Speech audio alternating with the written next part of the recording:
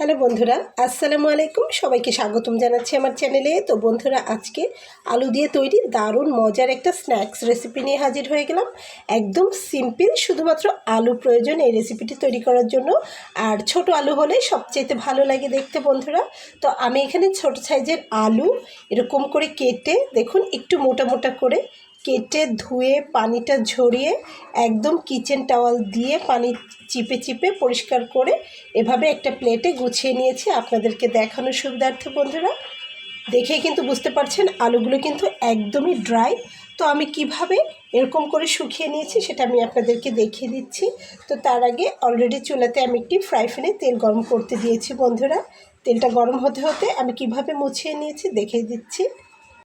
এরকম একটা kitchen towel দিয়ে এটার যে ময়েশ্চার রয়েছে খুব ভালোভাবে এভাবে একদম চেপে চেপে মুছে নিতে হবে। এছাড়া কোনো সাদা কাপড় থাকলে সেটা দিয়ে করে নিলে হবে, যাতে করে আলুটা একদম ড্রাই হয়ে যায়। তো দেখুন, আশা করছি আপনারা কিন্তু বুঝতে পেরেছেন। এভাবে সব চেপে চেপে আমি করে নিচ্ছি।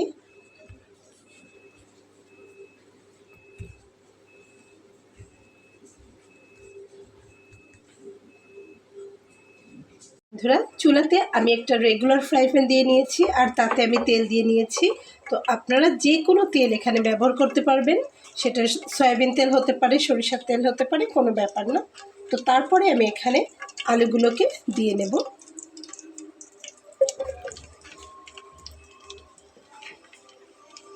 তো সবগুলো আলু আমি একবারে দিয়ে নিয়েছি, আর আমি যতটুকু তেল দিয়ে নিয়েছি ওটাতেই হয়ে যাবে।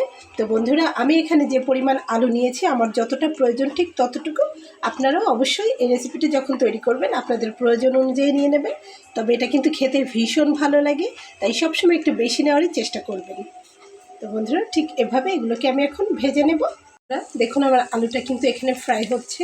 এর মধ্যে আমি কিছু মশলা তৈরি করে নেব, আপনাদেরকে দেখিয়ে দিচ্ছি, চলুন দেখে নেওয়া যায়।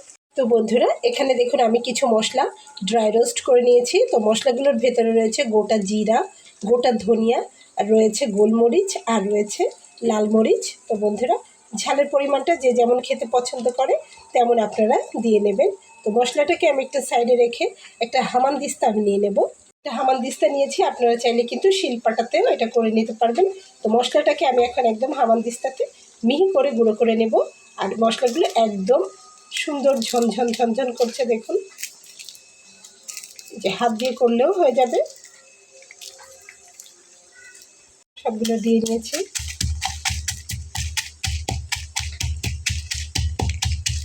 বন্ধুরা, দেখুন একদম মিহি করে নিয়েছি। তো এটাকে একটু সাইডে রেখে দিচ্ছি এখন। তো বন্ধুরা, আলুগুলোতে কিন্তু অলরেডি রং চলে এসেছে। তো আমি আরও একটু ভেজে নেব, আর এরই ফাঁকে আমি মশলাটা পুরোপুরি কমপ্লিট করে নেব। আশা করছি বুঝতে পেরেছেন।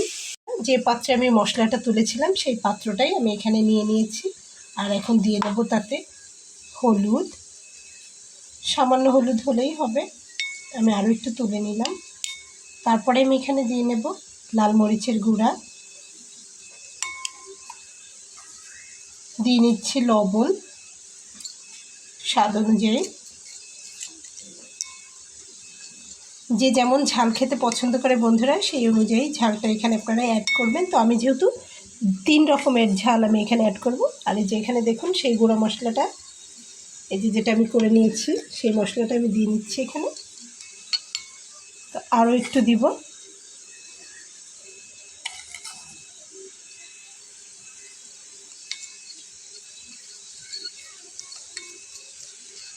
দিয়ে আমি একবারে মিলিয়ে রাখবো। এছাড়াও বন্ধুরা দেখুন, আমি এখানে কাঁচামরিচ নিয়ে নিয়েছি 2 রঙের, সবুজ আর লাল। তো মাঝখানে দানাটা আমি ফেলে দিয়েছি।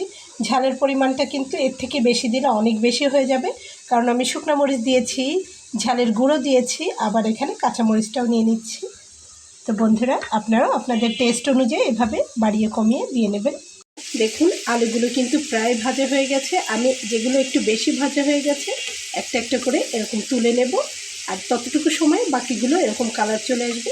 তো সবগুলো তুলে নিয়ে তারপরে আমি আপনাদেরকে দেখাচ্ছি। তো বন্ধুরা, এখানে আমি ভাজা মশলার সঙ্গে আলুগুলোকে মাখিয়ে নিয়েছি। তবে আমার যেহেতু 2 ছেলে, আমার ছোট ছেলেটাকে আমি ঝাল ছাড়া দিয়ে নিয়েছি, আর বড় ছেলেটাকে আমি এখানে ঝাল সহ দিয়েছি। বন্ধুরা, আশা করছি আপনারা বুঝতে পেরেছেন। এগুলো কিন্তু বড়দের খুবই ভালো লাগবে খেতে, ছোটদেরও ভালো লাগবে। তো ঠিক এভাবে খেয়ে নিতে পারবেন। খেতে দারুণ বন্ধুরা।